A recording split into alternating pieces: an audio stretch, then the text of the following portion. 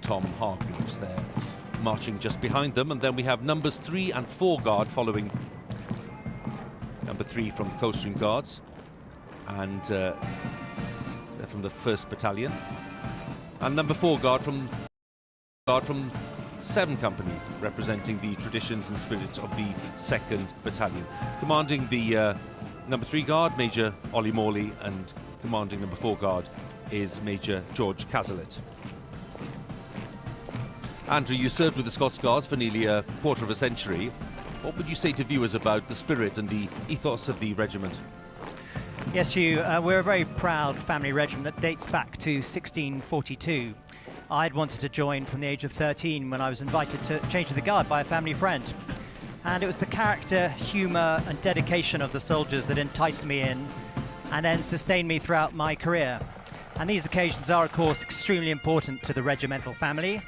And no doubt many of the old and bold will be glued to their television sets, reminiscing about their days on parade in tunic and bearskin. But it's not just the regimental family, it's also the divisional family, that of the household division, and we share the characteristics of professionalism, selfless commitment, loyalty and high standards. And we are the best of friends, but also fiercely competitive, and I'm sure the other regiments today will be scrutinising our performance very carefully. We always admire, of course, the precision and the immaculate appearance and movement of those on parade. But today's focus on the ceremony, the uniforms, the spectacle, well, all of that sometimes diverts attention from the reality of life as trained, combat-ready soldiers.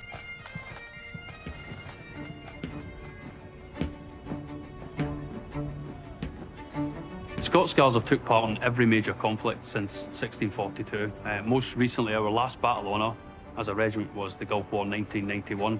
It's quite rare for us to do ceremonial duties. They are done by our young soldiers in the F Company, and it gives us a chance for those guys to do a bit of the stuff in London and then sample the more operationally focused side of the battalion. Being part of the household division is all about 2 for the price of 1. It's jumping between those roles, and that's what we prepare ourselves for.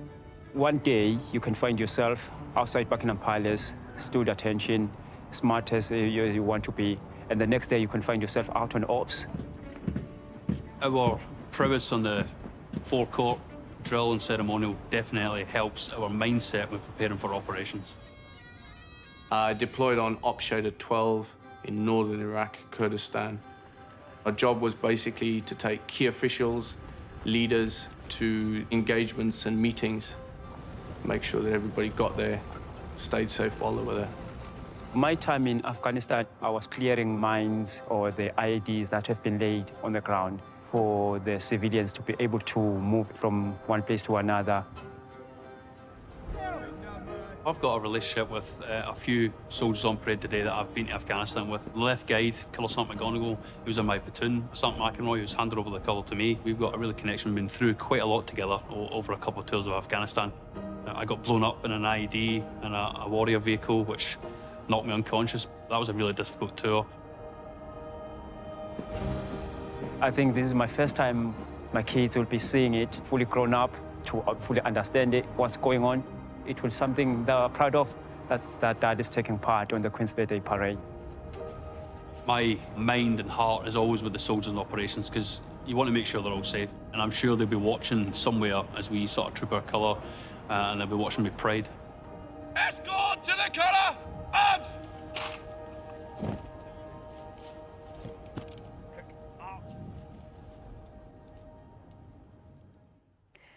And I'm delighted to be joined now by Pipe Major Stephen Bennett and Lance Corporal Rhys Fitter, who featured in that film. Lance Corporal Fitter, we just saw you on duty in Iraq, and now you're about to go on parade as a piper here in Windsor. That seems like a world away to us. Yeah, it's all been pretty thick and fast, you know. That's what it's about, you know, being a piper in the household division, that dual role. But it's been quite challenging, you know, especially on the parade today. I'll only have 3 people in view around me. You know, a lot of people think when they look from the bird's eye view, it's running like clockwork, but there's a lot of moving parts, and it's really hard work at the end of the day. I can only imagine. And Pipe Major Bennett, it's your job to keep all those pipers in line. How early were you able to start your preparation? Well, we managed to start early in the year with a lot of preparations in camp, and some of it had to be done in Iraq with to get some of the boys on operations. Plus we had a lot of new members in the band, so it was getting them up to speed with the music and things like that with the drill. And it was a wee bit challenging being socially distanced because of COVID, but we managed to get there. It's your 6th Queen's Birthday Parade, your debut as Pipe Major, and your first one on grass. How much of a game changer is that grass? Technically wise, it was quite challenging because all you can hear is a person next to you, and then the grass absorbs a lot of the sound, so it can be quite difficult just to make sure everyone's playing the correct thing at the right time. Gentlemen, thank you. I think knowing all those details will make us appreciate what you're doing out there on parade even more. The very best of luck. Thank you.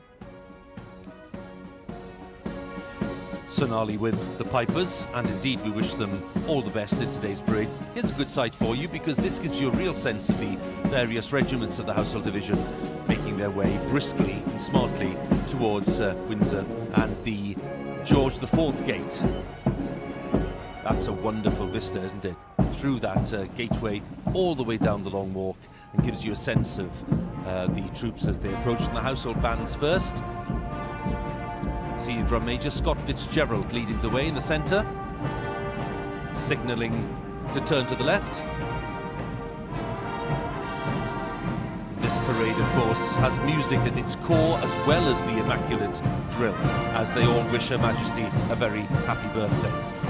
And as they make their way into the quadrangle here at Windsor in lovely sunshine today, Andrew, I'm just wondering, as we look at these troops, not just in the bands, of course, but at the other regiments as well, how does that range of skills transfer itself from one function to another? Well, I think the people you interviewed just then showed exactly the skills that are required, and they spoke about the dual role very nicely. But for me personally, it's the attention to detail, the teamwork and pride in your joint effort on parade that are just as relevant when you're in places such as Iraq and Afghanistan. And sometimes the change can be really swift. I was on parade in 2001 as captain of number 4 Guard, and not only beforehand were we rehearsing for the parade, but we're also training for operations. We've been given notice to deploy on a counterinsurgency operation. The week after the parade, having hung up our tunics, the call came and we deployed. Some of the regiments, of course, not with us today, and Andrew, some of your former colleagues in the Welsh Guards currently in Iraq, Irish Guards providing support to the Zambian government, helping to tackle poaching, and I think it's very important that they have their voices heard today as well, because they'll be watching. They told us that they'll be keeping a sharp eye on the parade. They sent us these messages. Greetings from Baghdad, as our battalion of Welsh Guards begin our 12-month commitment to Operation Shader. Having commanded last year's parade, we now find ourselves out on tour in the Middle East, underlining our dual role, both ceremonial and operational soldiers. But to all of you taking part in today's parade, wishing you all the very best for a fantastic performance up at the castle. All the best, good luck. On behalf of 1st Battalion Irish Guards, just currently deployed in Zambia on a counter-poaching operation, I'd just like to wish F Company of the Scots Guards best of luck in trip of the colour, and also like to wish the Queen a happy birthday.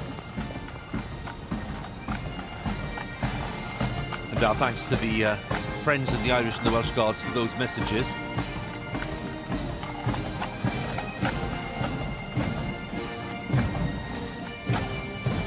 Pipers, as ever, magnificently impressive in their Royal Stuart tartan, the full Highland dress, and the plaid sash that you can just about see across the body, with 11 pleats.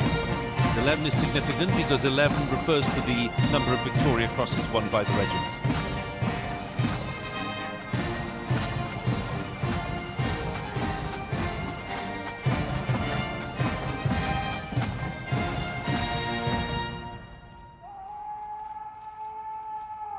And if we take a little closer look at the escort, who takes centre stage today, the captain of the escort is Major Sam Wesley.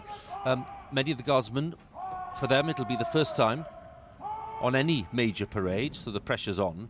And for the officers, It's also their first birthday parade. And among them, 34 of them Guardsmen, of course, in the escort, 10 soldiers from Commonwealth countries. And they include Lance Sergeant Menzi Bembe, we heard earlier on, Lance Sergeant Bagini Siko from Fiji, 3 Fijians in the escort today.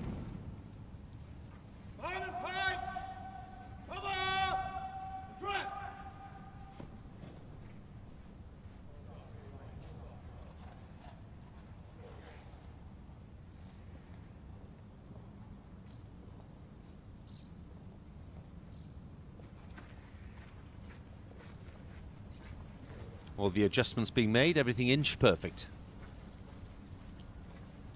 And a great view of the Household Cavalry Mounted Regiment. 40 men and women, 40 horses taking part in the parade today.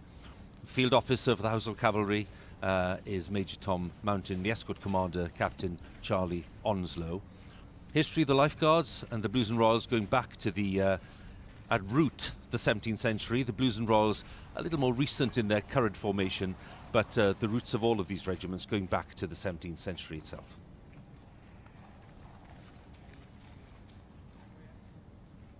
And as we look at this site in Windsor, and as the mounted troops are ready to make their entrance into the quadrangle, Household Cavalry should underline this, the most senior regiment in the British Army. They celebrate that rich heritage, but they're proud of the progress they're currently making as well in modernising the regiment, not least in the way that they've promoted women into some key roles.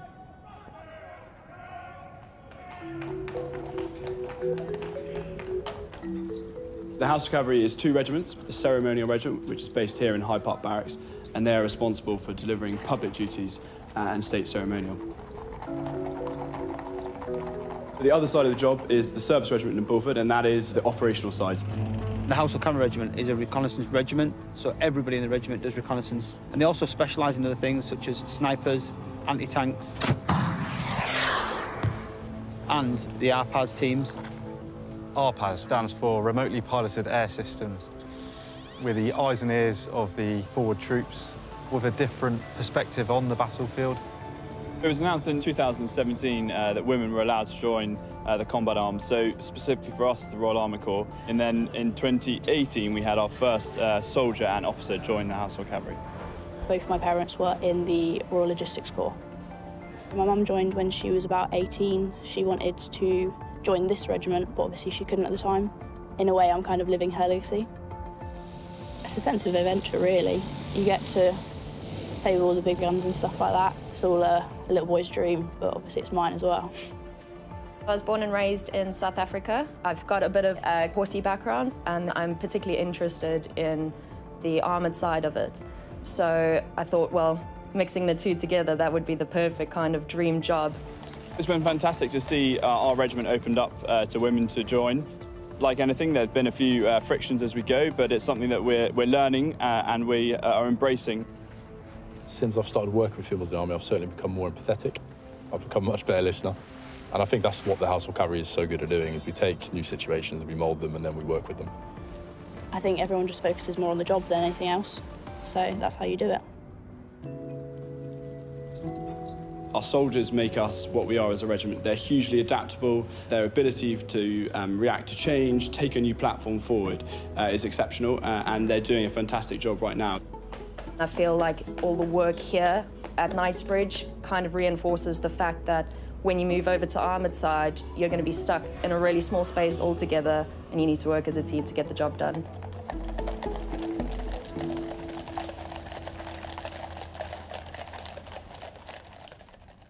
All the hard work and all the preparation, that involves all the regiments. And this is the result.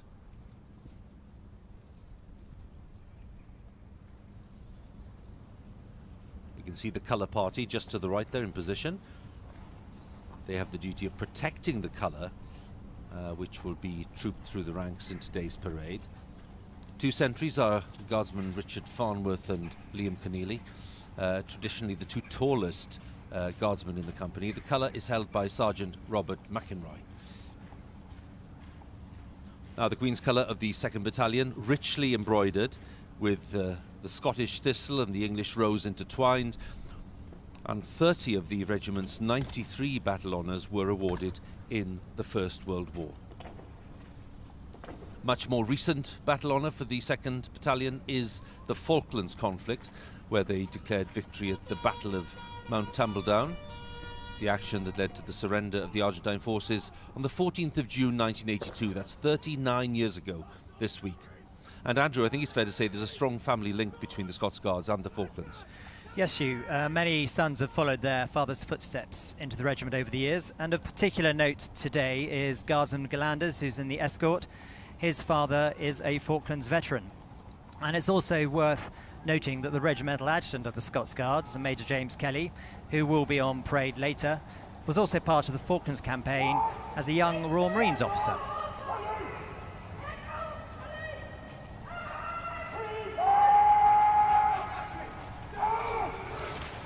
The King's Troop, Royal Horse Artillery, 43 men and women in the King's Troop, 30 horses, with parade commander, Major Victoria Flood. Based at the Royal Artillery Barracks in Woolwich. Their striking uniform of navy blue tunic and gold braiding, and the Busby and the red Busby bag. And then, of course, the guns dating from the Great War, from the First World War. And it's reported that one of these guns was actually used to fire the opening rounds of the Battle of the Somme. Mounted troops who were not with us at the parade last year, so it's such a good thing to have them with us this year. They're adding a lot of style and sparkle to the parade itself and makes it more complete.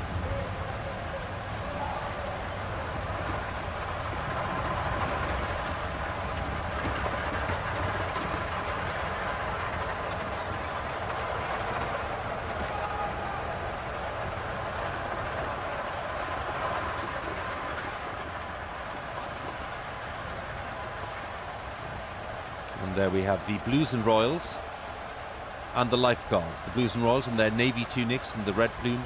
And there we have the dazzling scarlet tunics and the white plumes of the Lifeguards. The last two contingents to join us here in the quadrangle, ready for this parade.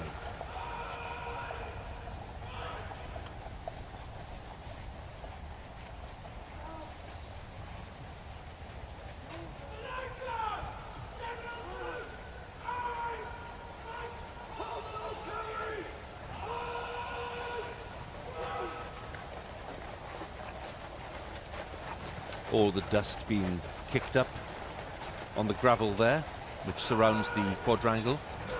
A little reminder of the kind of scenes we see at Horse Guards Parade, on a smaller scale, but still absolutely dazzling and splendid to see.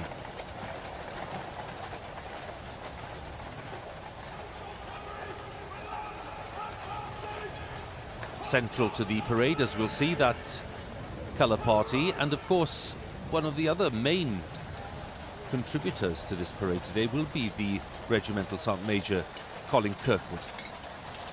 Vital role today. He takes possession of the colour, hands it to the ensign. He's been honoured by the Queen today for his long service with the Meritorious Service Medal, and he's about to go to Sandhurst to take up a very important position as Academy Sergeant Major. He shared his thoughts on this final birthday parade. F Company's colours have not been on parade since 1997. It's a big moment for all the 2nd Battalion ex-7 members and the current guys. Having been in now for 23 and a half years, I'm moving on to be the Academy Sergeant Major in Sandhurst. It's one of the greatest honours as a Foot Guards Sergeant Major. I'm going to be responsible for hopefully leading and mentoring the next generation of officers at the Academy. I started my career in F Company Scots Guards with their colour, and I'm going to finish my time trooping their colour, which is a great honour for me as well.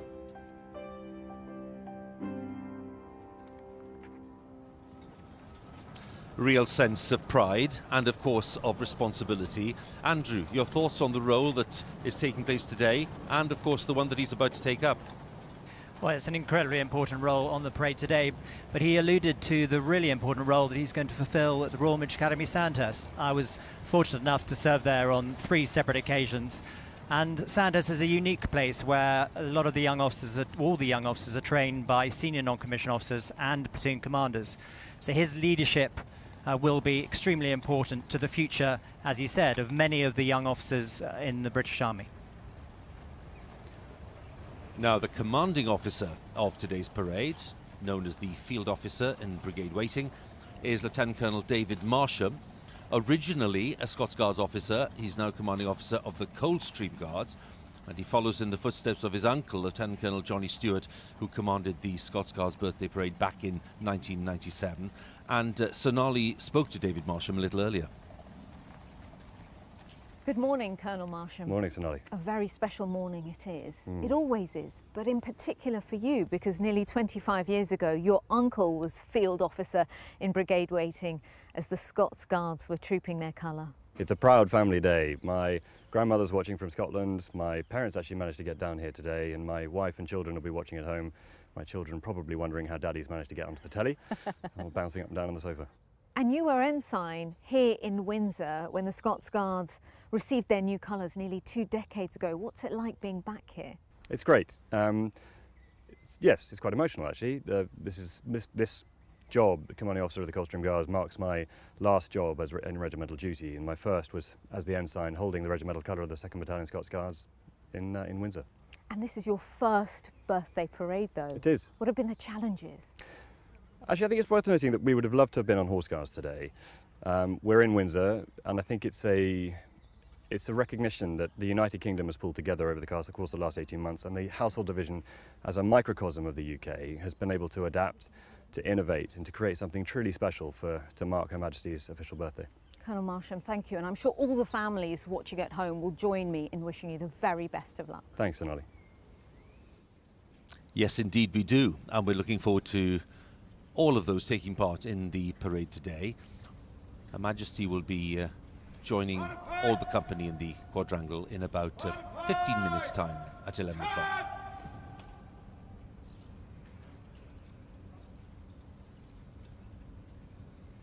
We're waiting for the arrival of the Major General's party, because they will be taking their positions around the saluting base, the dais where Her Majesty will be taking her place shortly.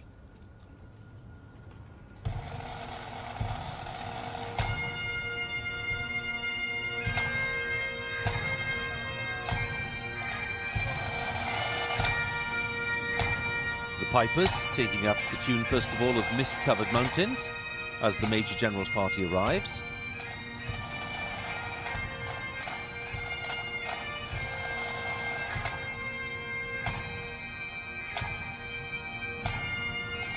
Party includes the Crown Equerry, the officer known as Silver Stick and Silver Stick Adjutant, Regimental Colonel of the Scots Guards, Regimental Adjutant of the Scots Guards.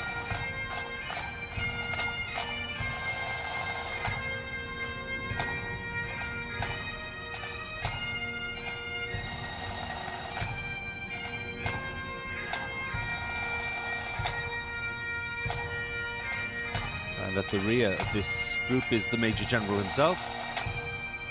That is Major General Chris Gicker, General Officer commanding London District and Major General commanding the Household Division.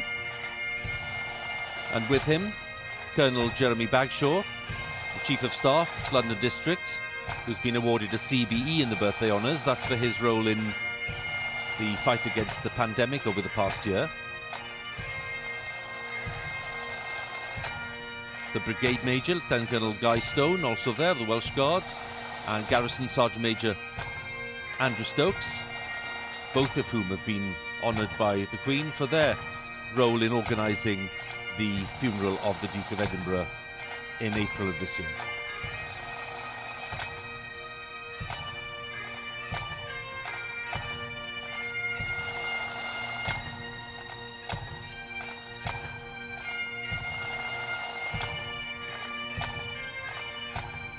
Today we are of course celebrating the Sovereign's official birthday. The Queen's actual birthday was on the 21st of April when she was 95.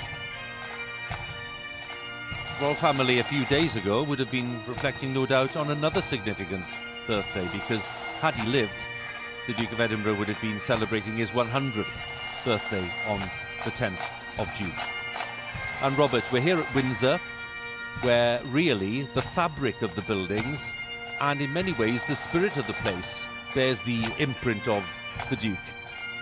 Absolutely, Huw. Everything about this magnificent castle and the estate around it bears the Duke's imprint. After the fire of '92, it was the Duke who supervised the restoration. He's been the ranger. He was the ranger of the Great Park longer than anyone in its history.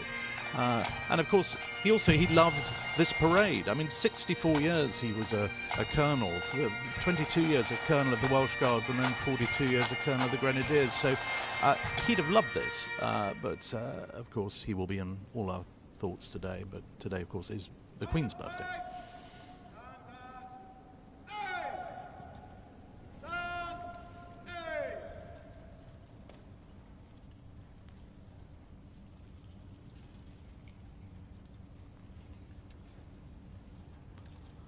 So the scene is set for the arrival of Her Majesty within about 10 minutes. Before that, the bands of the Household Division are going to play 3 pieces of music, which we're looking forward to. First is Scottish Emblem, composed by Major Archie Ellis, conducted by Major Mark Aldridge, Director of Music of the Scots Guards.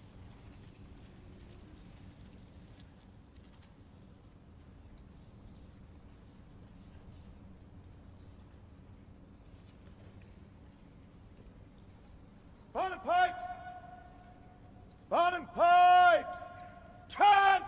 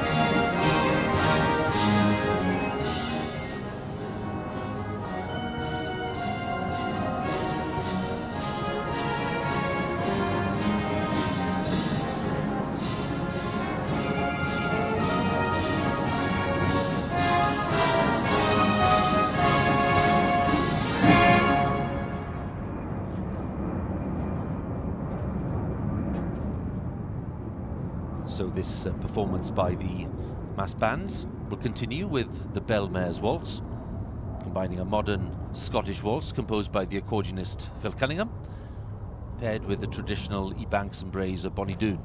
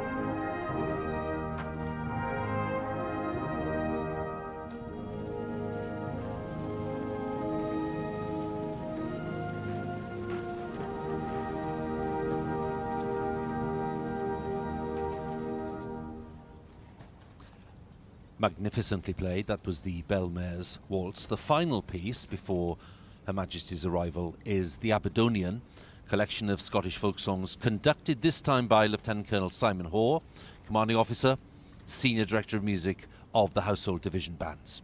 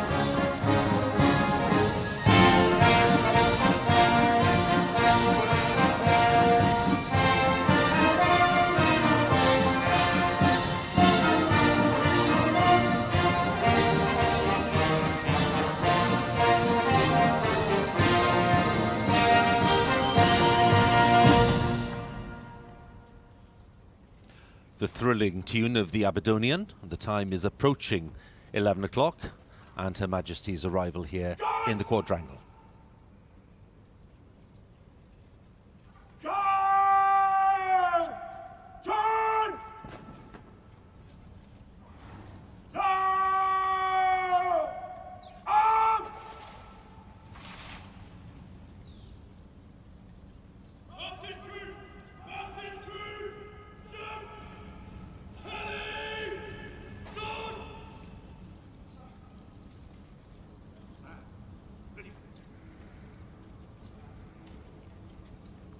Her Majesty the Queen, escorted by His Royal Highness the Duke of Kent, who's Colonel of the Scots Guards. Her Majesty, who celebrated her birthday at 95 back in April. Duke of Kent, who is 85 this year. Passing members of the Major General's party. Her Majesty, who was at the G7 summit yesterday in Cornwall, returned overnight and will be meeting President Biden tomorrow. It's a very busy time. The parade will begin at 11 o'clock.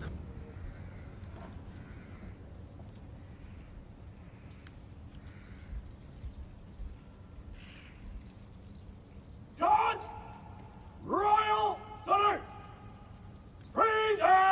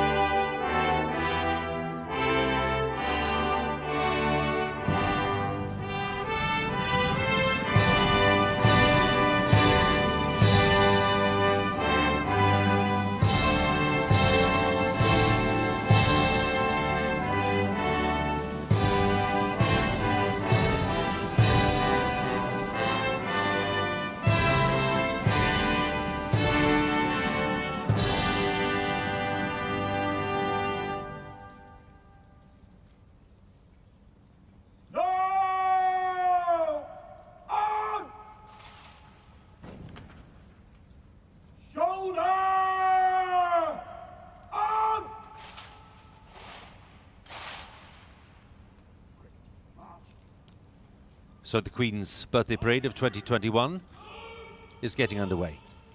And in line with tradition, the bands of the Household Division will provide the musical opening, directed by Lieutenant Colonel Simon Hoare.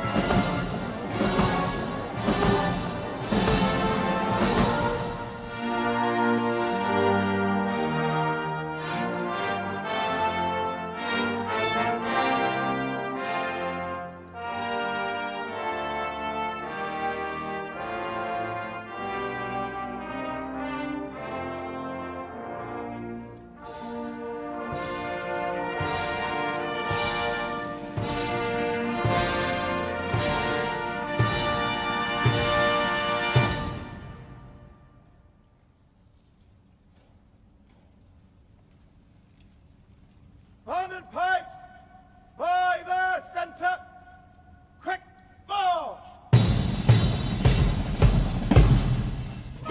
And the music changes to Septem Juncta in Uno, that is the motto of the Household Division.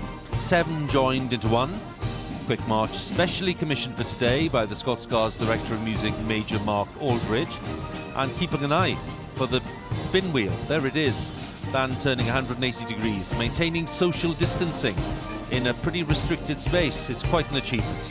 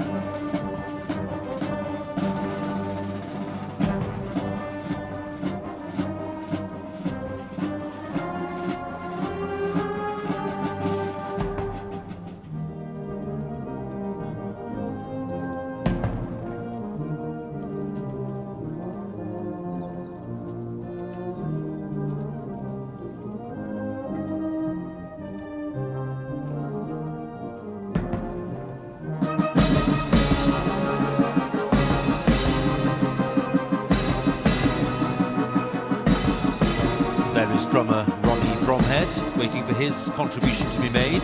His father was a piper in the regiment, so it's a proud moment for them.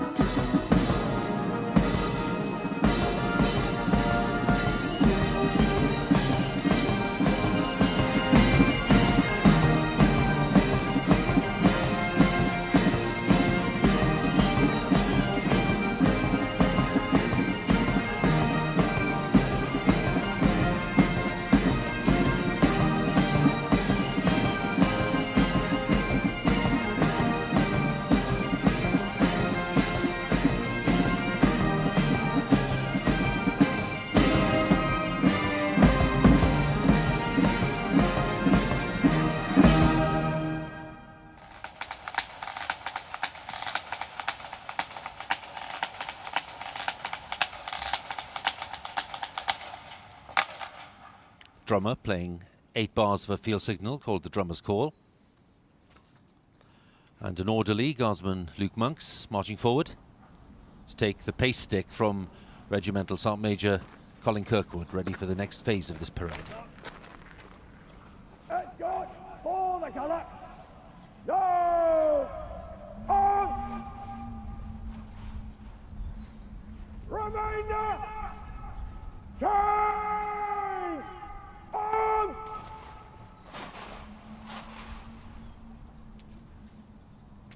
Escort for the colour. Will advance. By the left. Quick march.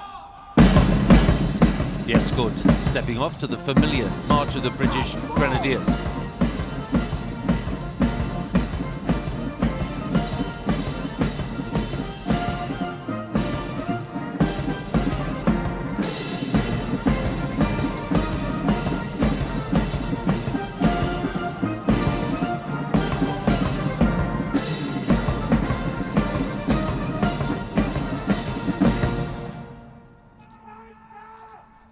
Escort for the colour. Halt. Escort for the colour. Right. Dress. The subaltern of the escort, Captain Charles Longstaff, giving the order for members of the escort to realign. Change. On. No. On.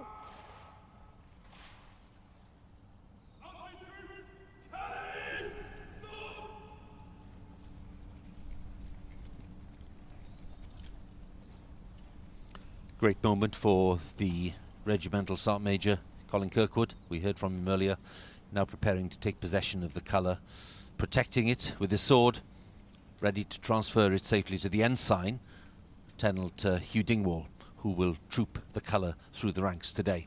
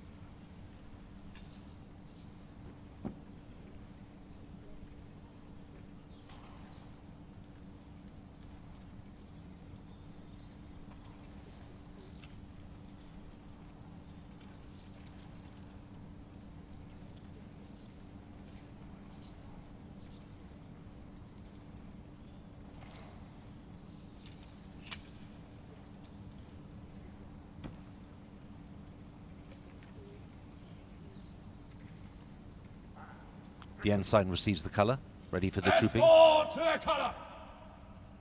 Present. On.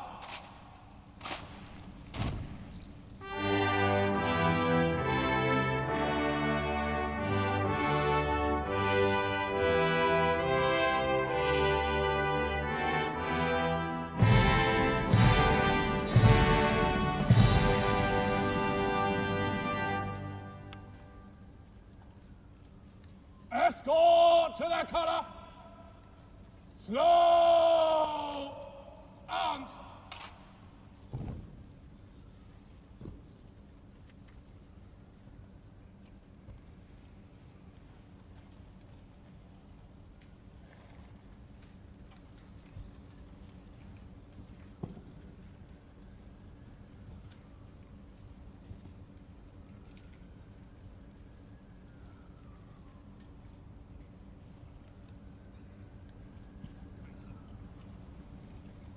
Escort to the colour will retire. About time. On marker. Left ball. By the left. Slow march.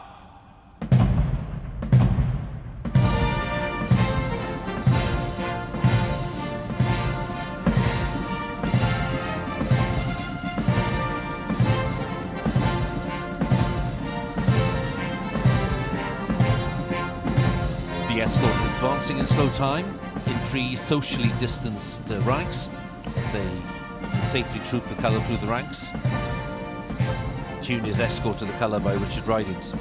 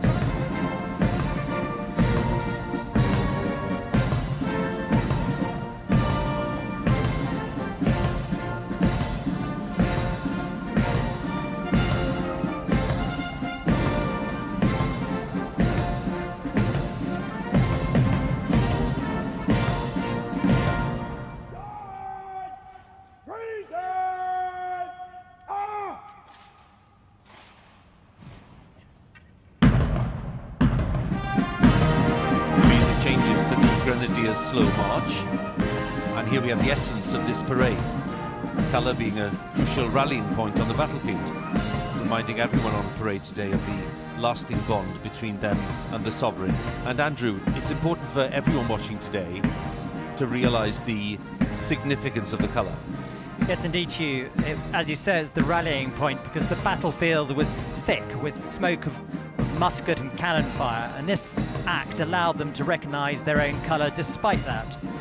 And you mentioned the 11 Victoria Crosses won by the regiment earlier. 3 out of those Victoria Crosses were won in relation to actions surrounding the colours. And because they were so important, they were considered a prize worth capturing by the enemy, so they were often in the thick of battle. Today, the colour is the physical manifestation of the regiment's history and our forebears' sacrifices. So it's revered and held in very high regard. Because of that, of course, such an honour for the ensign to be carrying the colour. Lieutenant Huw Dingwall, he explained what he was feeling.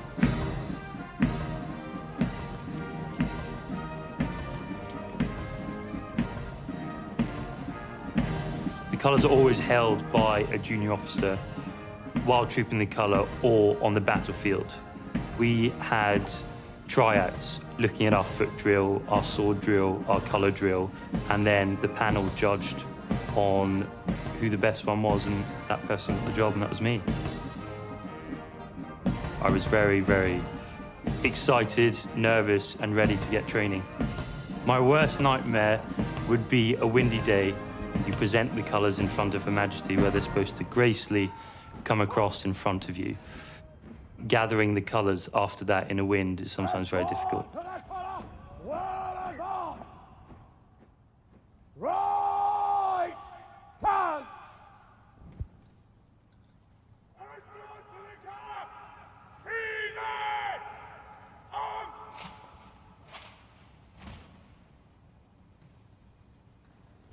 Gun! No! On! Guard will move to the left entry! Now! Turn!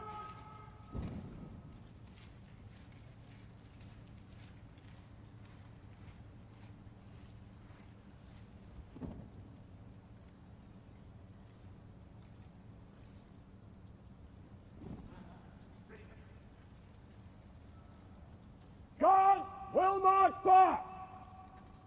By the left! Quick! March!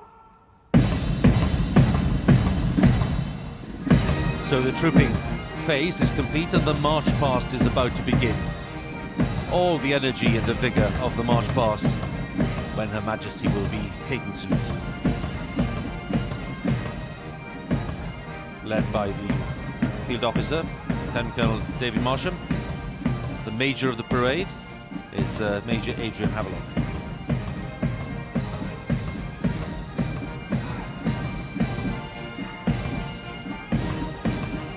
The adjutant, Captain William Burt.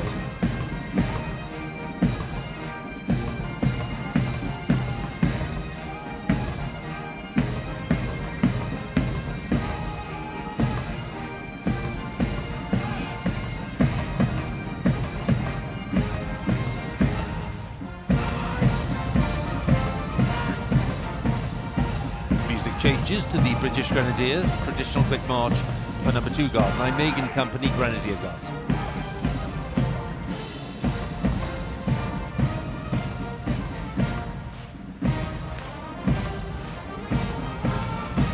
And as numbers 3 and 4 Guards march past the Queen, the music changes to Milanolo, quick march of the Coldstream Guards.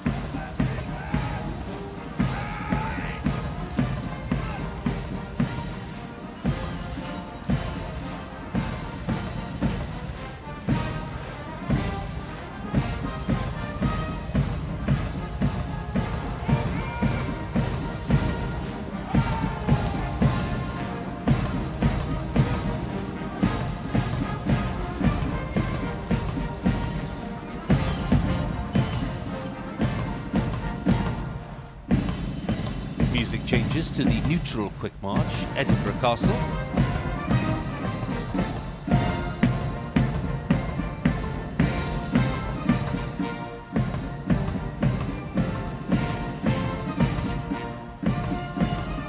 Andrew and Robert watching this with me keenly, and I think it's fair to say, Robert, the Queen seemed to be tapping her foot and enjoying lots of that.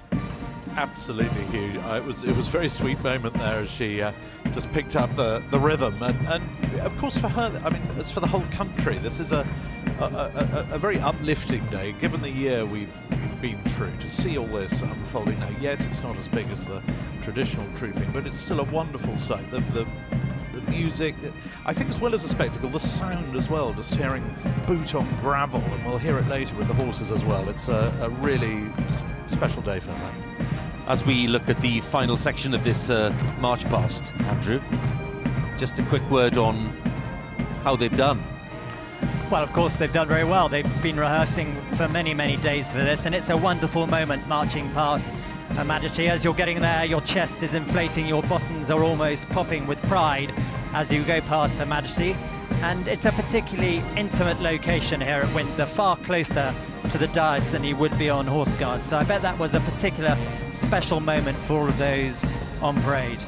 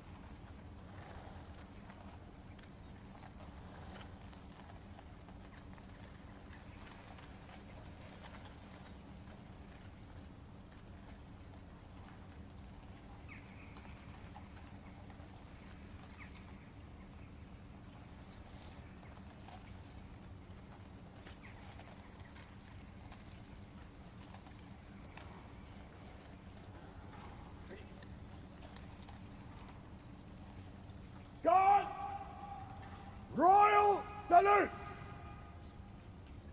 Freeze! Ah!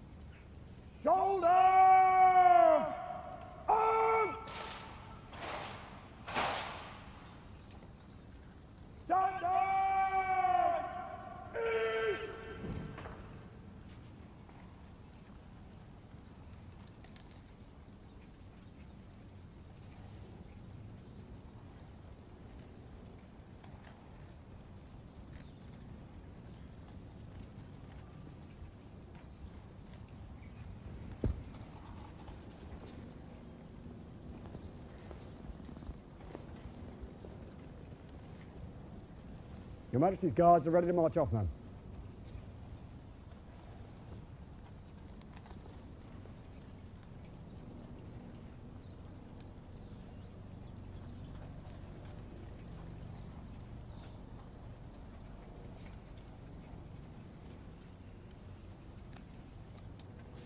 Field officer has asked Her Majesty's permission to march off to conclude this birthday parade of 2021, and permission was granted.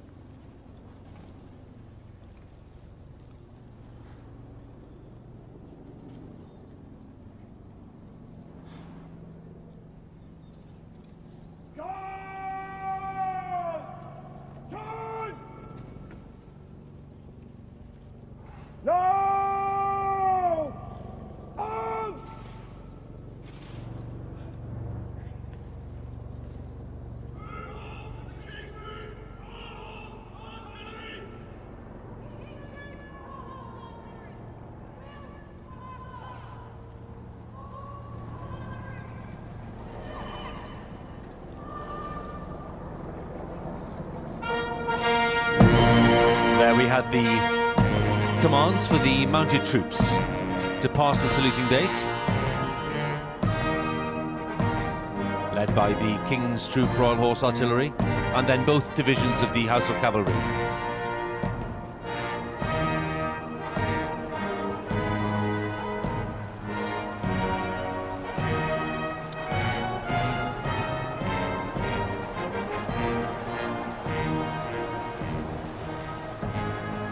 There we have the lead gun, in effect the colour of the King's Troop.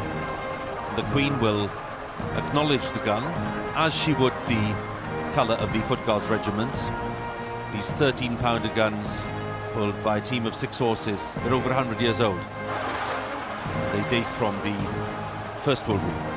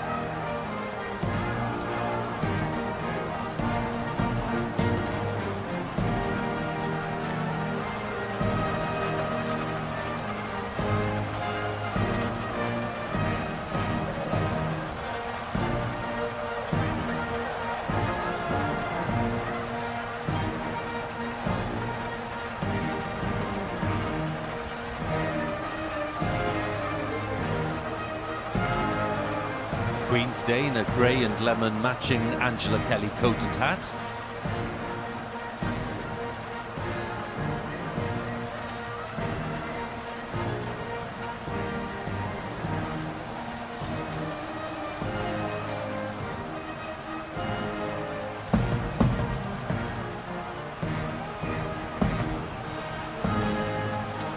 Household Cavalry making their way towards the saluting base. Blues and Royals first, and then the Lifeguards. Field Officer commanding the Sovereign's escort today, Major Tom Mountain.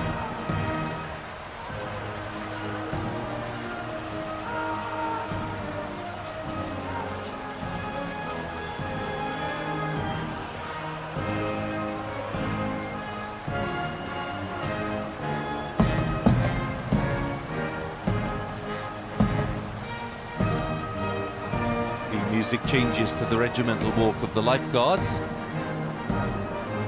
The officer to the back of the troop is known as the Serafal Captain. Today that position taken by Captain Joshua Edwards.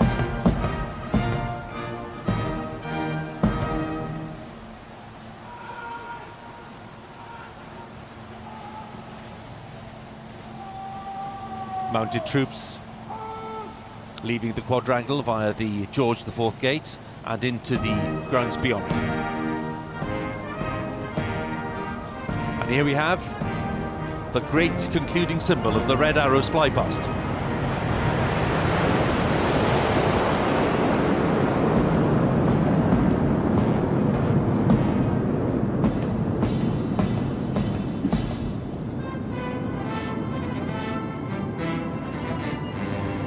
Well, Her Majesty clearly loved that. 9 aircraft in formation over Windsor, just to bring this parade to a conclusion.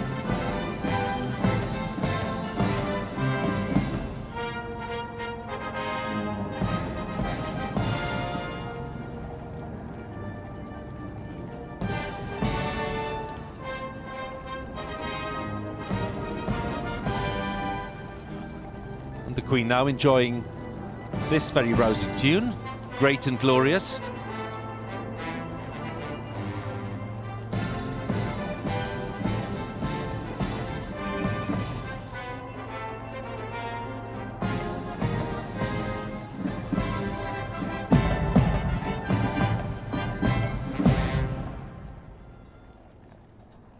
Beautifully done.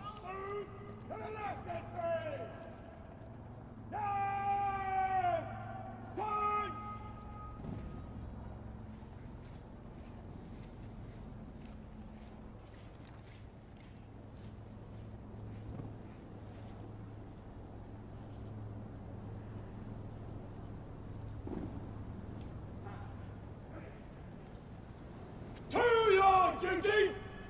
By the left! Quick march! So the Guards of the Honour, once again, march past Her Majesty with a spring in their step and a twinkle in the eye, no doubt. Mass bands playing when the Guards are on parade.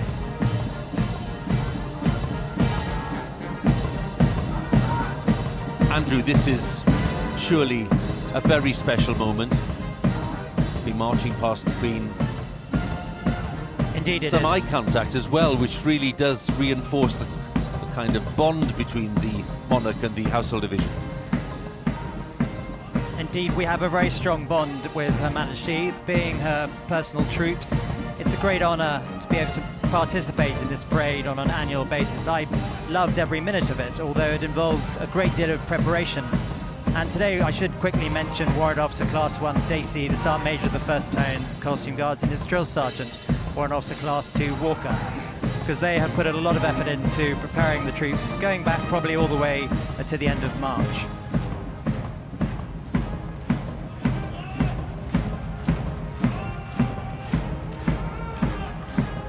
As Her Majesty surveys the last part of this parade, Andrew, it's worth underlining again, I mentioned that this was the 69th parade of Her Majesty's reign. She's attended this as a sovereign 69th time, which is a record, frankly, that's nowhere near matched by any other sovereign. Is it true that she knows more about this than anyone else? Well, I think given the amount of times Her Majesty's seen the parade, she must be the foremost expert in the country on this parade. There is no one to match her. Even the Brigade Major and the Garrison Sergeant Major may lay claim to that, but they certainly cannot beat Her Majesty's knowledge of this parade.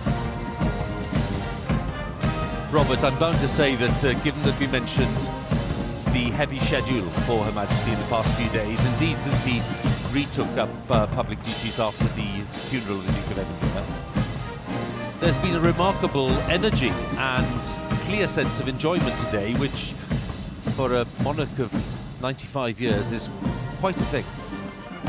It really is, Huw, and I mean, I think it's worth remembering. Next year will be the 80th anniversary of her very first public engagement of any, and it happened right here on the Quadrangle when she was a 16-year-old looking at inspecting the Grenadier Guards in 1942. And here we are, nearly 80 years later, and she really is enjoying today, and she's enjoying the moment. I mean, we saw the smile on her face at the G7 last night, but I think people will, up and down the country will have noticed, for example, how in her Zoom conferences in recent months, she's a real energy to her. You know, she really is determined to play as full a part in the life of the nation as she always has. And I think for her today, I mean, we hear a lot at the moment about green shoots of recovery. Well, I think she will enjoy seeing these scarlet shoots of recovery. Indeed, I don't think anybody would quibble with that. And Andrew, I've mentioned the Pipers at the start because, of course, it's a Scots Guards troop, but gosh, they have been quite magnificent. They have, Huw, and that march past when the regimental march comes on is another moment that sends a shiver down the spine. It's a great excitement, and that sound is so unique and so wonderful that as a Scots Guardsman, it is possibly one of the best things to hear on parade. A broad smile, which says it all, as the Queen has a little chat there with the Duke of Kent, who's Colonel of the Scots Guards. He must be very proud today. And, oh, I'd give a fortune for a little eavesdropping there, because she had a few things to say and she was making a point very forcefully, just underlining your point, Andrew, about Her Majesty's very firm views on how the parade has gone, and they're having a few words with the Major General, Chris Geeker.